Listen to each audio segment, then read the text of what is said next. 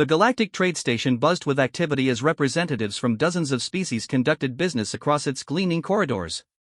Holographic displays showed commodity prices, trade routes, and diplomatic news from across the known galaxy. Ambassador Sarah Chen walked through the central plaza, her simple human attire drawing curious glances from the more elaborate beings around her. The Zephyrian delegation stood near the fountain, their crystalline bodies refracting the station's artificial sunlight into rainbow patterns. Their leader, Prime Negotiator Xylex, noticed Sarah's approach and gestured to his companions with one of his four arms. "Ah, the human representative arrives," Xylex said, his voice carrying the melodic tones that made Zephyrian speech sound like wind chimes. "We were just discussing the upcoming security demonstration your species requested to join." Sarah nodded politely. "The Earth Council believes humanity can contribute valuable perspectives to galactic defense strategies." A harsh laugh echoed from behind her. General Krex of the Draconian Empire stepped forward, his scaled hide gleaming under the lights. His species had dominated military affairs in this sector for 3 centuries, and his arrogance showed in every movement. "Perspectives?" Krex rumbled, his voice like distant thunder. "Your species has been spacefaring for barely 2 centuries.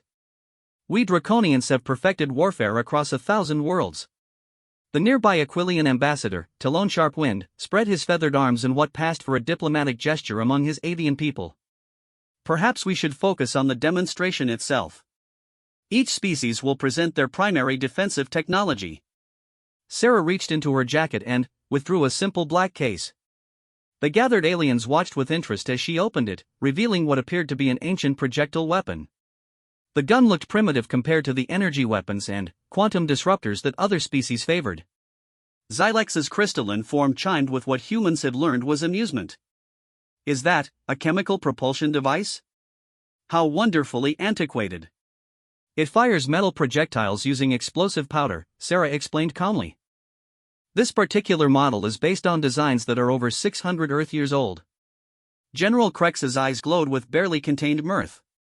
"You intend to demonstrate that relic against modern shielding technology? This will be entertaining."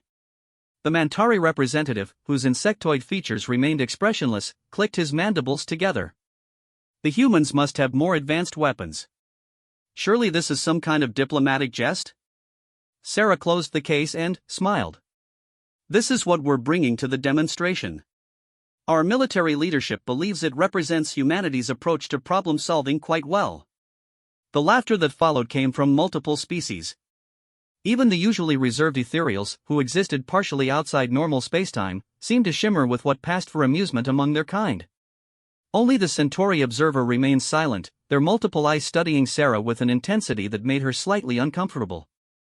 "I mean no disrespect," Xylex said, attempting to control his musical laughter, "but that weapon would be ineffective against even basic energy shields. Our youngest cadets carry more sophisticated armaments." Talon Sharpwind tilted his avian head. "Perhaps humans have different cultural meanings for weapons? Is this some sort of ceremonial object?" Sarah shook her head. "It's fully functional. We've made some modifications, but the basic principle remains unchanged. We believe sometimes the simplest solutions are the most elegant." General Krex crossed his massive arms. "Simple solutions to simple problems, perhaps. But galactic warfare requires sophisticated responses to sophisticated threats. Your species is naive if you think that antique will impress anyone here." The demonstration was scheduled for the following day in the station's testing facility. Word had spread quickly through the diplomatic quarters, and what should have been a routine military exhibition had become the most anticipated event of the trade summit. Beings from across the galaxy gathered to witness what many were calling the human comedy. Dr. Marcus Webb, Sarah's technical advisor, arrived that evening with additional equipment. His weathered face showed no concern about the mocking comments that followed them through the station's corridors. "They think we're fools," he said quietly as they reviewed their preparations. Sarah checked the weapon's mechanisms one final time. "Let them think that. It's worked to our advantage before." The testing facility was a massive chamber designed to safely contain the most destructive weapons in the galaxy. Force fields, energy dampeners, and quantum stabilizers ensured that even planet crackers could be safely demonstrated.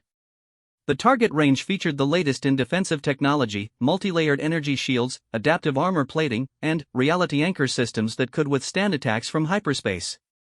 As the audience filed into the observation deck, the chatter was filled with anticipation. Betting pools had spontaneously formed among various species, with odds heavily favoring spectacular human failure. The Zephyrians had even composed a musical piece they planned to perform in honor of human optimism. General Krex took his place at the center of the viewing area, surrounded by his military staff. "I almost feel guilty watching this," he announced loudly enough for everyone to hear. "It's like watching a child challenge a star destroyer with a slingshot." The other species representatives had already completed their demonstrations. The Draconians had shown off their plasma cannons, which could melt through 3 meters of reinforced titanium. The Aquilians displayed their quantum disruptors, weapons that could phase targets out of existence. The Zephyrians demonstrated their harmonic weapons, which used sound waves to shatter molecular bonds. Each demonstration had been impressive, showcasing the advanced military technology that made these species major powers in galactic politics. The defensive systems had absorbed or deflected every attack, but the raw power on display had been undeniable. Now it was humanity's turn. Sarah walked onto the testing floor, carrying the simple black case. The massive chamber seemed to dwarf her slight figure, and the ancient weapon she carried looked even more primitive in the high-tech environment. She could hear whispered comments from the observation deck, most of them expressing pity for human desperation. Dr. Webb activated a portable console and began running diagnostics on their equipment. The readings showed normal parameters for what the other species assumed was primitive technology. They had no way of knowing about the quantum scale modifications hidden within the weapon's traditional housing. The target system activated, deploying the most advanced defensive array available. Energy shields flickered to life, creating a barrier that could withstand direct hits from battleship weapons. Behind the shields, adaptive armor plates shifted into optimal configurations. Reality anchors hummed with power, preventing attacks that might try to bypass normal spacetime. Sarah loaded a single round into the weapons chamber. The projectile looked like ordinary metal, handcrafted rather than manufactured. To the observing aliens, it appeared to be exactly what they expected, a primitive slug designed for a primitive weapon.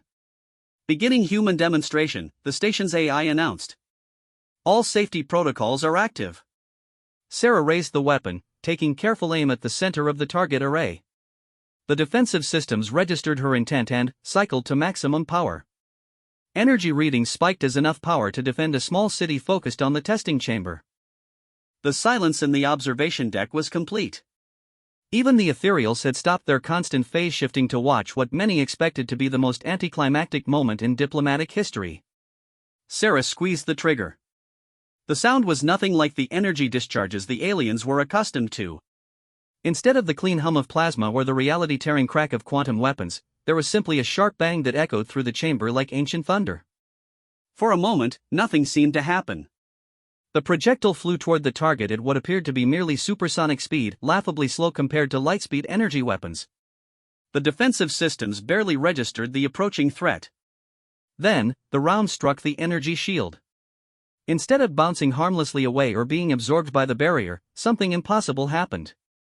The projectile passed through the shield as if it weren't there, leaving ripples in the energy field that spread outward like waves on a pond. The adaptive armor tried to shift into position, but the round punched through it like paper.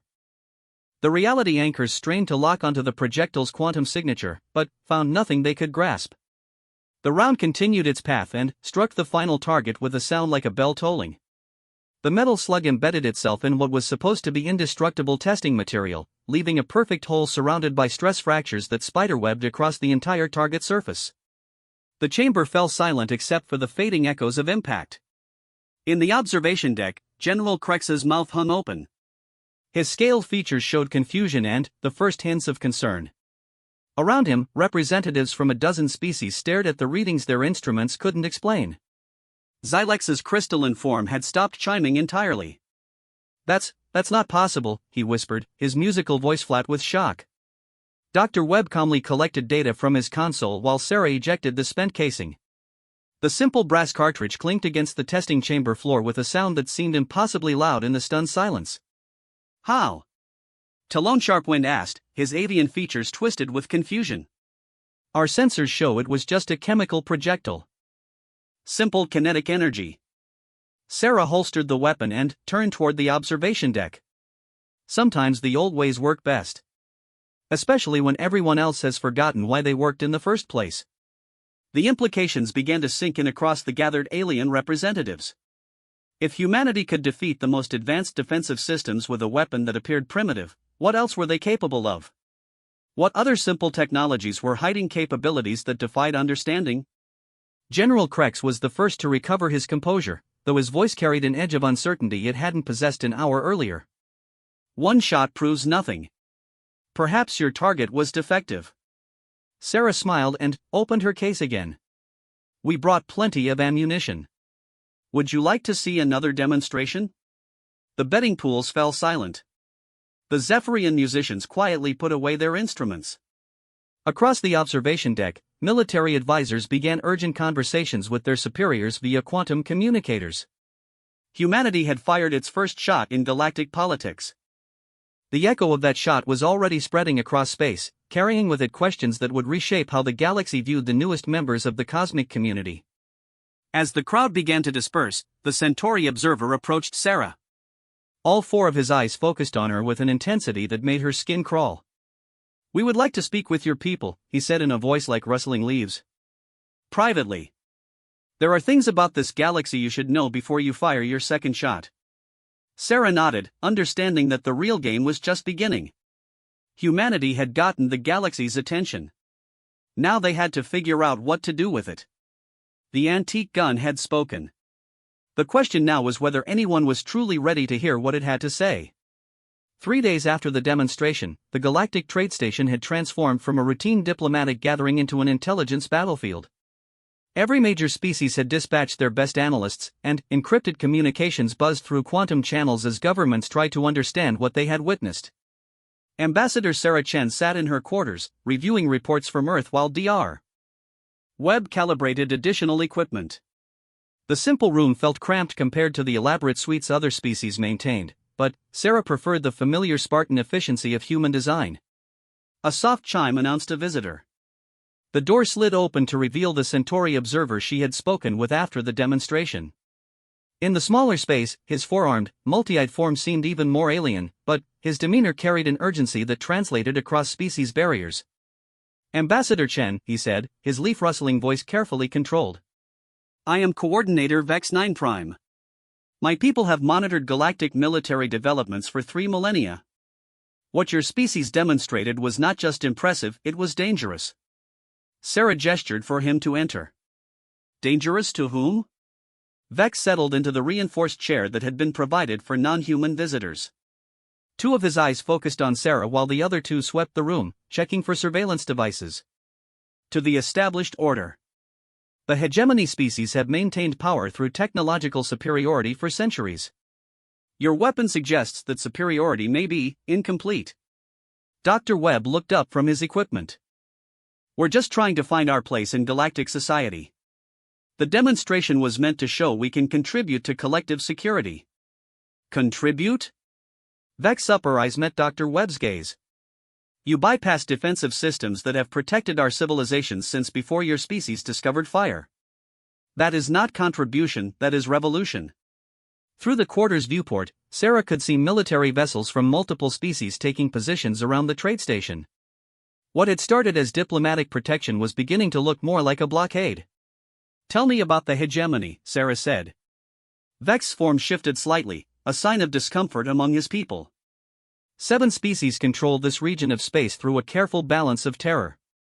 The Draconians provide military might, the Zephyrians offer energy technology, the Aquilians control space logistics, and, for others, maintain their own specializations. Together, they ensure that no single species can challenge their collective authority. And smaller species like yours? We survive by being useful without being threatening. The Centauri excel at information gathering and analysis, so we are permitted to exist as long as we remain neutral. 3 of his eyes focused on Sarah simultaneously. Your demonstration has disrupted that balance. Dr. Webb's communicator chimed with an incoming message. He read it quickly, his expression growing grim. Sarah, we've got company. The Draconian battlecruiser Flame of Conquest just dropped out of hyperspace with a full escort wing. Through the viewport, they could see the massive vessels approach. The flame of conquest was a kilometer of armored death, bristling with plasma weapons and carrying enough firepower to glass a small moon. Its arrival had caused immediate stirrings among the other military vessels, each species ships adjusting their positions in a delicate dance of threat and counter-threat. General Krex is not known for subtle diplomacy, Vex observed. His presence here suggests the Draconian High Command is taking your demonstration very seriously indeed. Sarah's personal communicator activated with an urgent priority signal. The holographic image of Admiral Janet Morrison, head of Earth's Space Defense Command, appeared in miniature above the device. Sarah, we're monitoring the situation from here. Intelligence suggests multiple hegemony fleets are mobilizing across the sector. What exactly did you show them? The truth, Sarah replied simply. That our approach to problem solving might be more effective than they assumed. Admiral Morrison's expression grew troubled. We're detecting weapon signatures we don't recognize. Some of these species have technologies we've never seen before. If this turns into a shooting match. It won't, Sarah said with more confidence than she felt. They're still trying to figure out what we're capable of. That gives us time to establish our position through diplomacy. The Admiral nodded grimly. The Security Council is meeting in emergency session. We're transmitting additional technical specifications for the quantum-locked projectile system. Use them carefully. As the transmission ended, another chime announced a new visitor. This time, the door revealed General Krex himself, flanked by two draconian guards whose scale forms barely fit through the human-sized doorway. The general's golden eyes swept the room before settling on Sarah. Ambassador, he rumbled, his voice carrying undertones of barely controlled aggression. We need to discuss your people's demonstration. Coordinator Vex rose smoothly from his chair. I believe I should take my leave. Stay, Krex commanded, his gaze never leaving Sarah's face. The Centauri are known for their neutrality. I want witnesses to this conversation. Sarah gestured toward the room's seating area. Please, General. Though I should warn you that our furniture wasn't designed for draconian physiology. Krex's laugh was like grinding stone. I've endured worse discomforts in the pursuit of military intelligence. He settled onto the reinforced couch, which creaked ominously under his weight. Your weapon. Explain how it functions. Simple kinetic energy transfer, Dr. Webb said. The projectile carries momentum imparted by chemical explosion. Do not insult my intelligence, Doctor. Krex's eyes began to glow with inner fire. I have been analyzing weapons technology since before your species left their birth world. That projectile bypassed quantum-locked defensive systems. Chemical explosives cannot accomplish such a feat. Sarah leaned forward slightly. What if I told you that the secret isn't in the projectile itself, but in how we think about the problem? I would say you are speaking in riddles when I require facts. Dr. Webb activated his portable hologram projector, displaying a three-dimensional representation of the test chamber. Every defensive system in the galaxy works by detecting and countering incoming threats. They identify energy signatures, mass readings, velocity vectors, and quantum states. Obviously, Krex said. How else would you design a defense? By making assumptions about what constitutes a threat, Sarah said. Your shields stop energy weapons because they're designed to absorb or deflect energy. Your reality anchors lock onto quantum signatures because that's how most modern weapons function. The hologram zoomed in on the moment of impact, showing the projectile's path through the defensive layers. But, what if the weapon doesn't register as a threat? What if it's so simple that sophisticated systems don't recognize it as dangerous? Krex studied the display, his military mind working through the implications. You're suggesting that advancement can become a weakness? That sophistication creates blind spots? We're suggesting that every solution creates new problems, Dr. Webb said. The more complex your defenses become, the more specific their parameters must be. And specificity always leaves gaps. Vex's four eyes moved independently as he processed this information. The humans have weaponized simplicity itself. Not weaponized, Sarah corrected.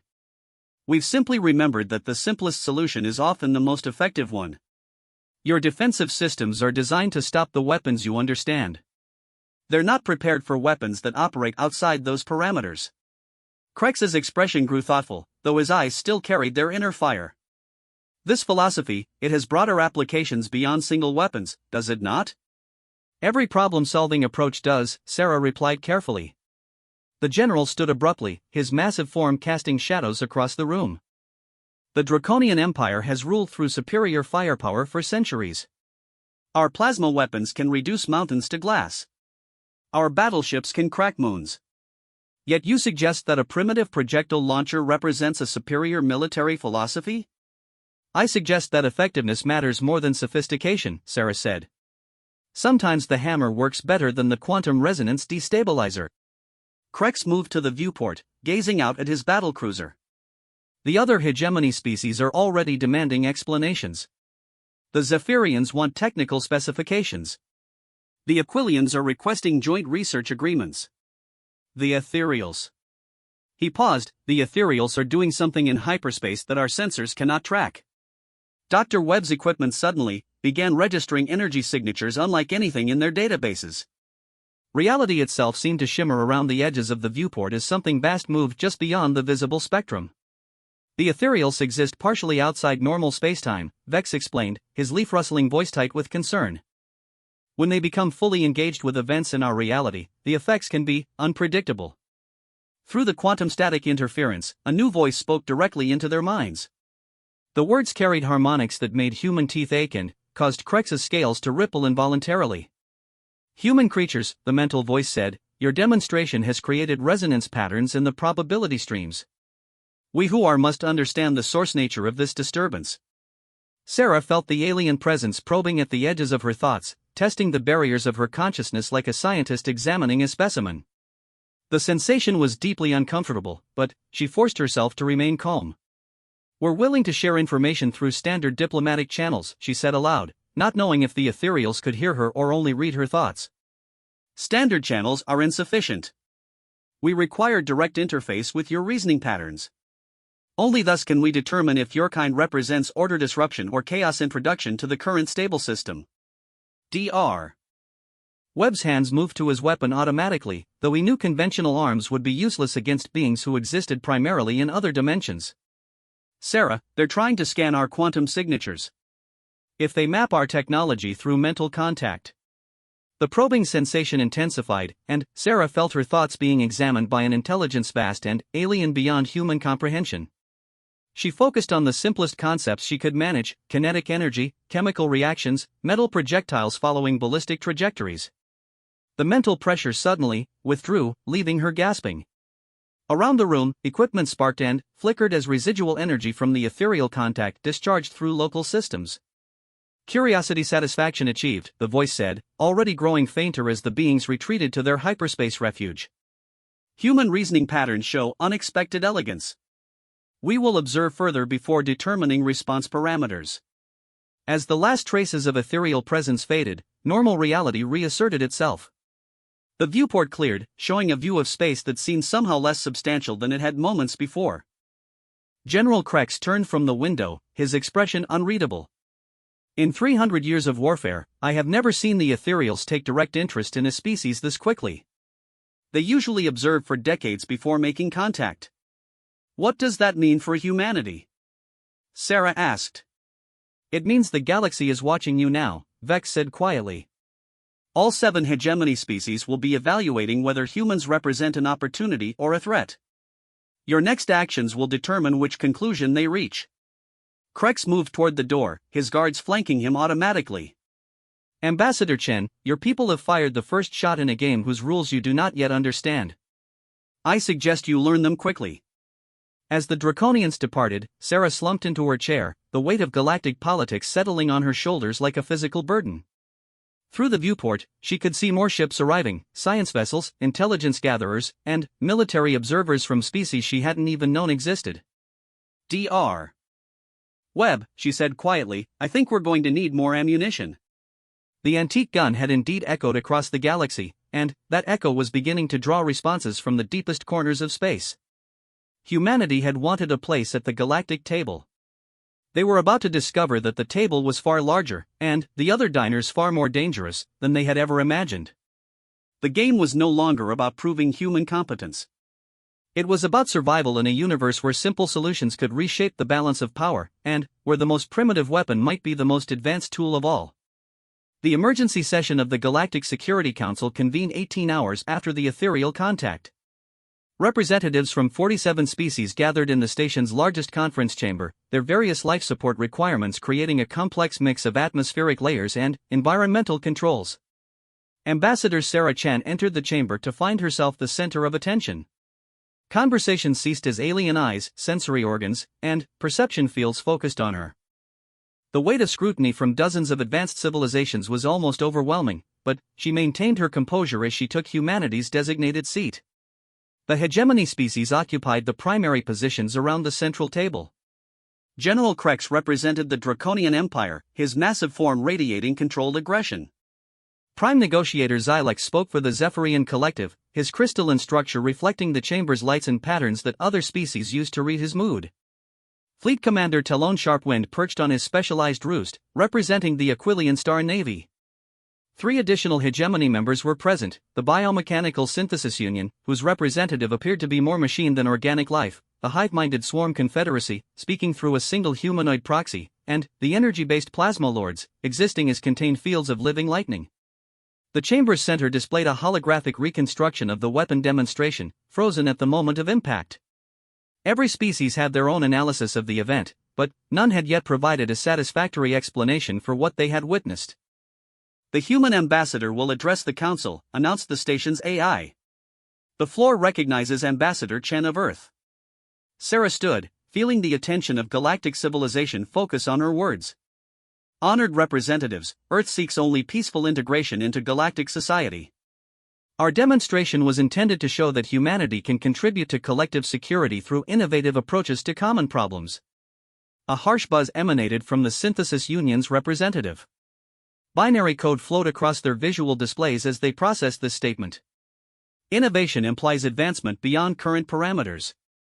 Your projectile weapon predates even your own spaceflight capability by centuries. Explain this contradiction.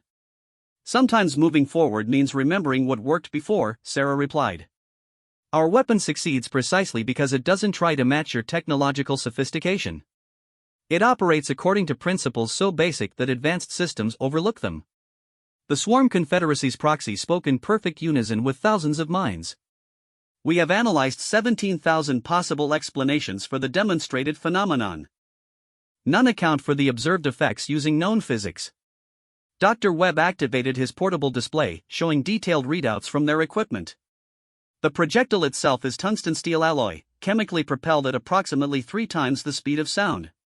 The modifications we've made don't change its fundamental nature, they simply ensure it remains undetectable to certain types of sensors.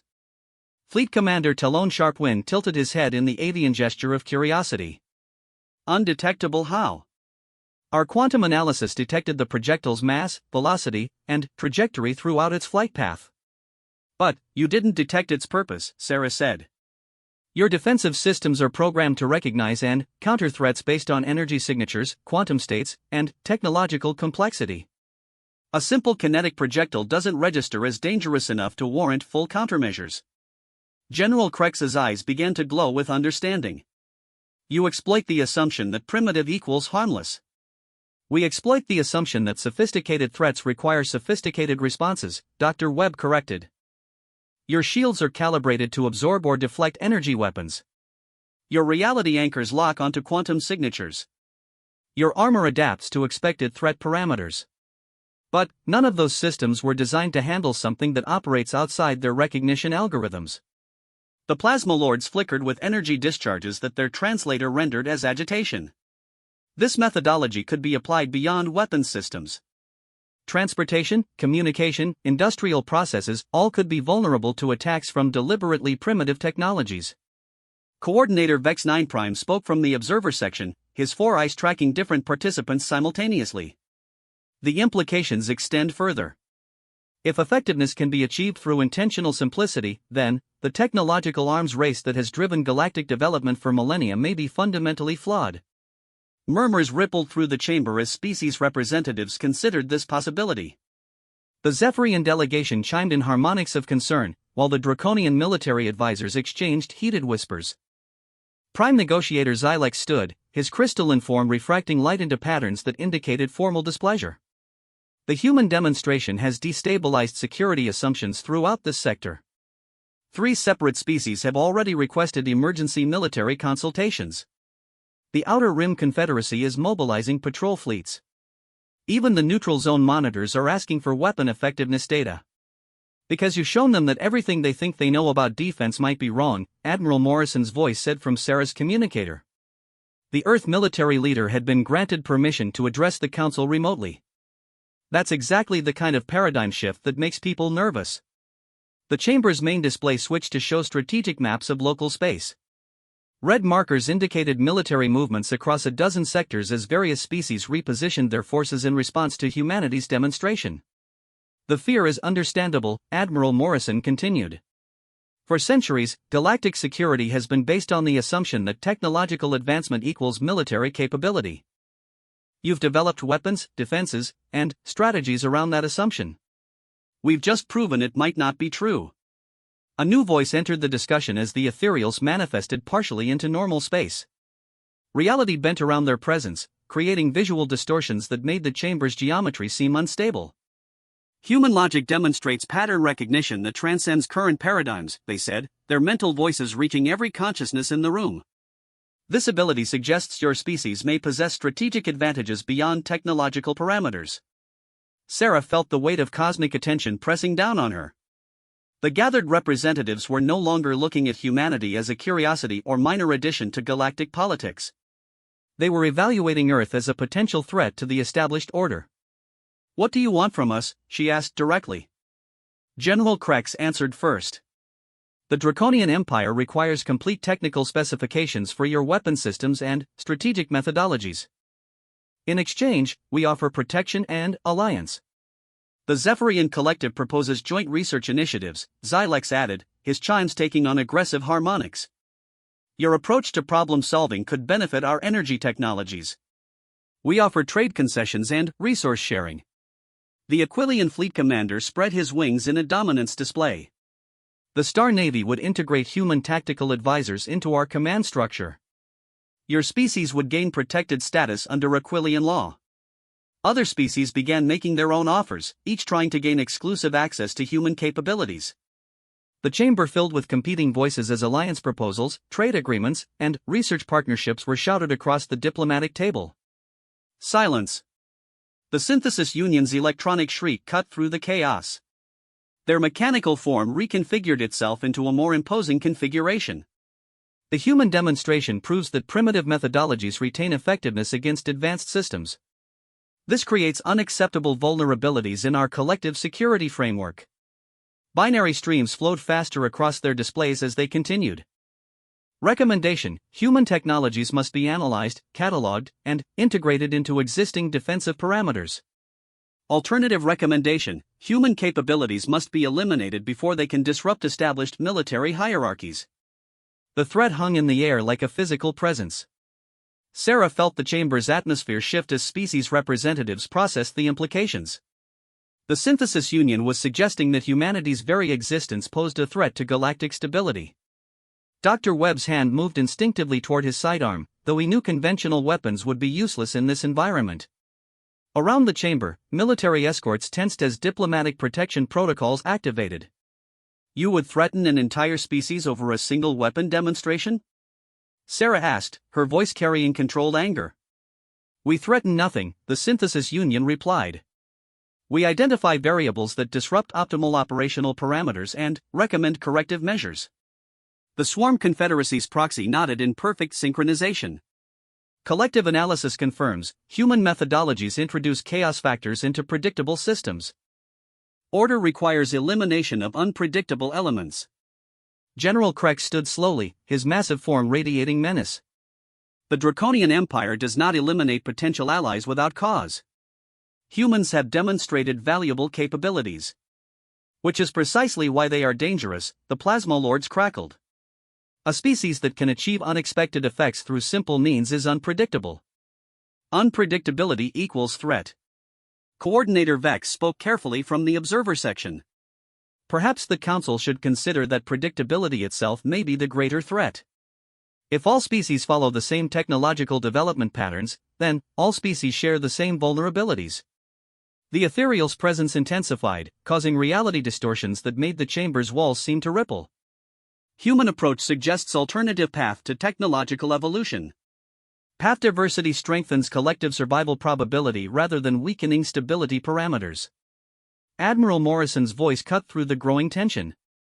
Earth has no interest in disrupting galactic peace. We want partnership, not conflict. But we won't be intimidated into abandoning our right to exist.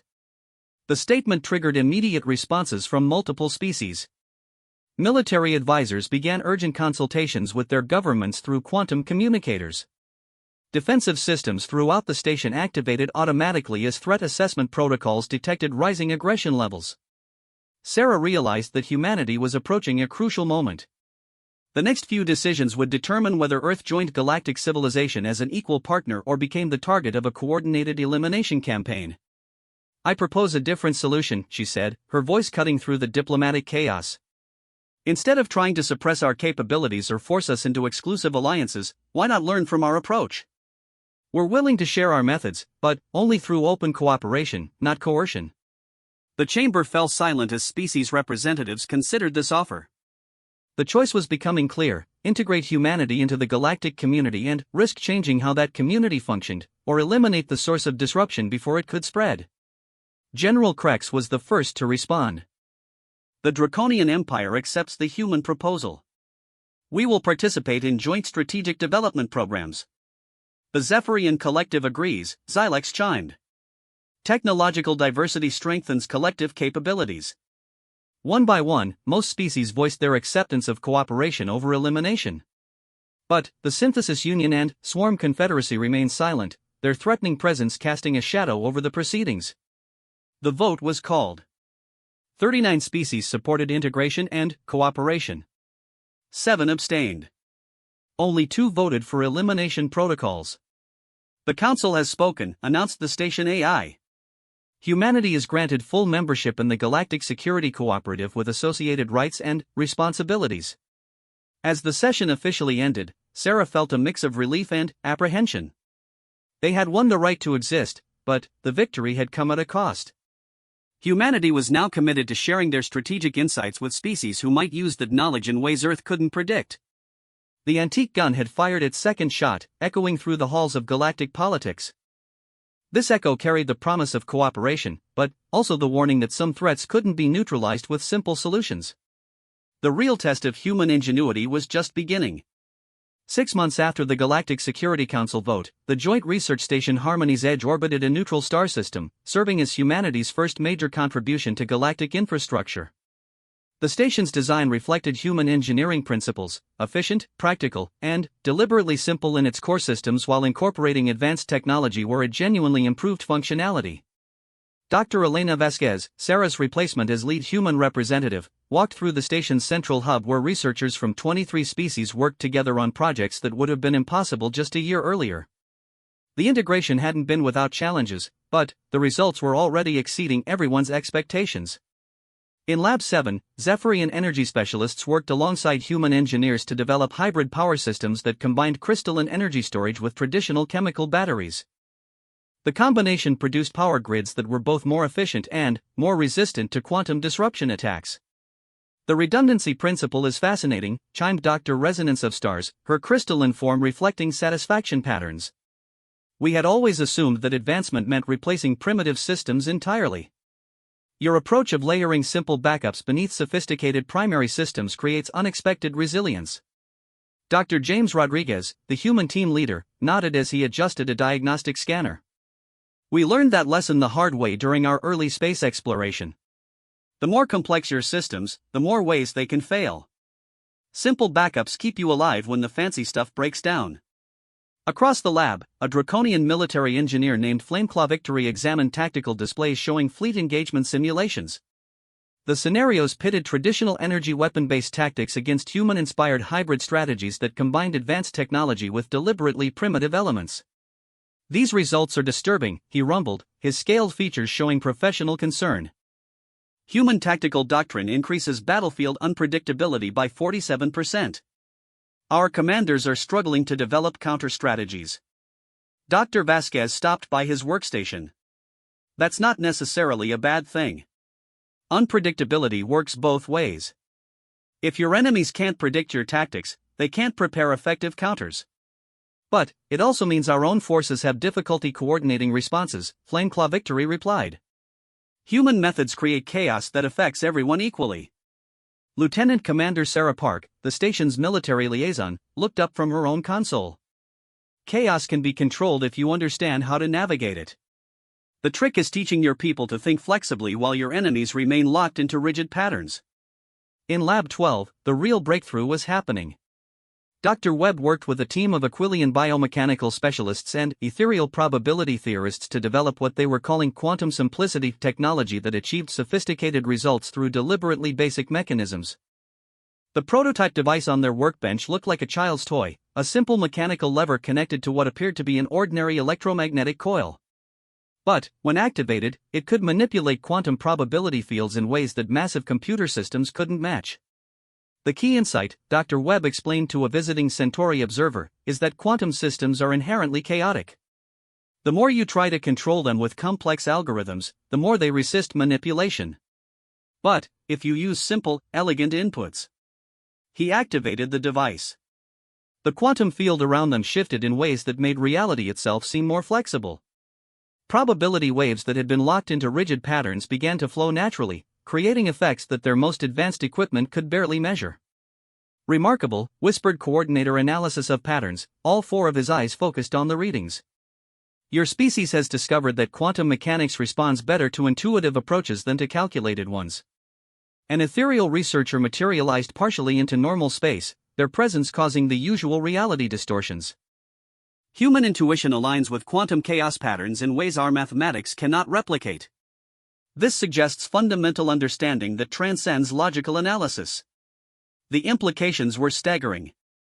If human approaches to quantum manipulation proved scalable, they could revolutionize everything from faster-than-light travel to energy production. But they could also provide the foundation for weapons that would make current military technology obsolete. That concern had brought Admiral Chen, Sarah's sister and, now Earth's chief military advisor to the galactic community, to the station for an emergency briefing. She stood in the secure conference room with military representatives from 8 species, reviewing intelligence reports that painted a troubling picture. The Synthesis Union has been conducting illegal research into human tactical methods, Admiral Chen reported, holographic displays showing covert installations in 3 star systems. They're trying to create artificial intelligence systems that can replicate human intuitive thinking. General Krex's claws scraped against the conference table as he processed this information. That violates the AI consciousness accords. No species is permitted to create truly sentient artificial minds. They claim their systems aren't sentient, Admiral Chen continued. Just sophisticated enough to simulate human unpredictability without actual consciousness. But, our analysis suggests they're crossing ethical boundaries. Fleet Commander Talon Sharpwind spread his wings in agitation. Artificial systems that think like humans but lack human moral constraints could be catastrophically dangerous. The Synthesis Union has always prioritized efficiency over ethics. The Swarm Confederacy had taken a different approach to the human problem. Intelligence reports showed they were developing counter-strategies based on overwhelming numerical superiority. If human tactics introduced chaos into battle, the Swarm planned to respond with such massive force that chaos became irrelevant. They're building a fleet designed specifically to eliminate human tactical advantages, reported Agent Whistling Death, an Aquilian intelligence specialist. Thousands of small, disposable ships that can absorb losses while maintaining coordinated attacks. Dr. Vasquez studied the fleet composition shown in the intelligence briefings. They're missing the point. Human tactics aren't about specific weapons or strategies. They're about adaptive thinking. Build a fleet to counter one approach, and humans will develop 3 new approaches you haven't considered. That's exactly what worries them, Admiral Chen replied. Both the Synthesis Union and Swarm Confederacy see human adaptability as an existential threat to their way of life. They can't accept a universe where their technological or numerical superiority might not guarantee victory. The meeting was interrupted by urgent alarms throughout the station. Emergency broadcasts announced that 2 massive fleets had just emerged from hyperspace at the edge of the system, a synthesis union armada of geometric warships bristling with artificial intelligence systems, and a swarm Confederacy fleet so vast it darkened local space with its numbers. So much for covert operations, Admiral Chen muttered as she activated her command protocols. They're making their move openly. On the station's main viewscreen, General Krex watched the approaching fleets with professional interest. Both forces are positioning for simultaneous assault. They intend to destroy this station and everyone aboard it. Including their own researchers? Dr. Vasquez asked. Acceptable losses, Talon Sharpwind said grimly. Both species value survival of their civilizations over individual lives. The station's defensive systems activated, but everyone knew they weren't sufficient to handle two major military fleets. Harmony's Edge had been designed as a research facility, not a fortress. Its weapons were primarily intended to deter pirates and raiders, not repel systematic invasion. Admiral Chen opened communication channels to Earth and the allied hegemony species, but the attackers had deployed hyperspace jammers that prevented faster-than-light messages from leaving the system. Help, if it came, would arrive too late to affect the battle's outcome. Estimated time to weapons range, 18 minutes, announced the station AI. Dr. Webb looked up from his quantum simplicity device. Elena, how many of these have we built? Prototypes? Maybe 30 across all the labs. Why? Because I think we're about to field test human tactical doctrine under actual combat conditions. He activated his communicator. All research teams, this is Dr. Webb. Implement Emergency Protocol 7 immediately. Across the station, human researchers began gathering their simplest, most basic equipment. Not the advanced hybrid technologies they had been developing, but the primitive backup systems that everyone else had dismissed as safety measures. Admiral Chen watched the preparations with growing understanding. You're going to fight two advanced fleets with research equipment and backup generators? We're going to fight them with the one thing they can't predict or counter, Dr. Webb replied. Human ingenuity applied to problems they've never imagined facing. In the approaching Synthesis Union flagship, artificial minds calculated optimal attack vectors and predicted station defensive responses with mathematical precision. Their models accounted for every known weapon system and defensive configuration. They prepared counter strategies for energy shields, quantum barriers, and reality anchors. They did not account for 30 primitive devices that could manipulate quantum probability through simple mechanical interactions. The Swarm Confederacy's living computers processed millions of attack scenarios, developing coordinated assault patterns that would overwhelm any conceivable defense through sheer numerical superiority. They prepared for conventional weapons, energy barriers, and technological countermeasures. They did not account for defenders who would abandon conventional approaches entirely. As the enemy fleets closed to weapons range, Harmony's Edge appeared to power down its main systems. Energy signatures dropped to minimal levels. Defensive barriers flickered off. To external sensors, the station seemed to be surrendering without a fight. Are they preparing to surrender? Buzzed the Synthesis Union fleet commander through binary transmissions. Tactical analysis suggests complete defensive shutdown. The Swarm Confederacy's collective mind reached the same conclusion. Target presents no resistance. Proceeding with elimination protocols. Both fleets opened fire simultaneously. The quantum simplicity devices activated. Instead of absorbing or deflecting the incoming weapons fire, the devices did something no one had ever attempted before: they made the attack simple. Sophisticated energy beams became basic kinetic force. Quantum disruption missiles became conventional explosives. Reality warping weapons became harmless light shows. The stripped-down attack struck the station's basic armor plating and simple deflector fields, defensive systems so primitive that no military strategist had bothered developing weapons specifically designed to counter them. The energy weapons that should have vaporized the station instead bounced off like ancient cannonballs striking a fortress wall. This is impossible, transmitted the Synthesis Union commanders. Our weapons are being reduced to their basic components. How are they accomplishing this effect? Dr. Webb stood in the station's control center, monitoring 30 quantum simplicity devices that were turning the most advanced weapons in the galaxy into technological antiques. Same principle as the original gun demonstration. Sometimes the simplest approach works best. The attacking fleets found themselves in an unprecedented situation. Their sophisticated weapons had been neutered, but the station's primitive defenses remained fully functional. Worse, the quantum manipulation field was expanding, affecting their own ship systems. Synthesis Union vessels began experiencing cascade failures as their artificial intelligence systems tried to process the impossible tactical situation. Swarm Confederacy coordination collapsed as their biological computers struggled to adapt their numerical strategies to an environment where superior firepower had been rendered meaningless. And then, the station fought back. Not with advanced energy weapons or quantum disruptors, but with simple kinetic projectiles fired from electromagnetic railguns that operated on principles unchanged since humanity's first space battles. The attacking ship's defensive systems, optimized for sophisticated threats, offered minimal protection against old-fashioned metal slugs moving at relativistic velocities. The battle was over in 47 minutes. Both attacking fleets retreated in disarray, leaving behind disabled ships and crews who would spend months trying to explain to their governments how a research station had defeated two major military forces using equipment that predated most species' space programs. As rescue fleets from allied species arrived to find Harmony's Edge not only intact but victorious, the implications rippled across galactic civilization once again. Humanity had proven that their approach to problem-solving could work on any scale, under any circumstances. The antique gun had fired its final shot, and this time the echo would reshape how the galaxy thought about warfare, technology, and the dangerous assumption that advancement always meant improvement. Dr. Vasquez stood in the observation deck, watching the last of the enemy ships disappear into hyperspace. Around her, researchers from 24 species worked together to understand what they had just accomplished. The simple approach had won again. But, as she looked out at the stars, Elena wondered if the galaxy was truly ready for a universe where the old ways might be the best ways, and where humanity's greatest weapon would always be the willingness to think differently about problems everyone else considered solved. The laughter had finally stopped. Now came the real work of building a civilization that could embrace both the sophisticated and the simple, the advanced and the ancient, the complex and the elegant.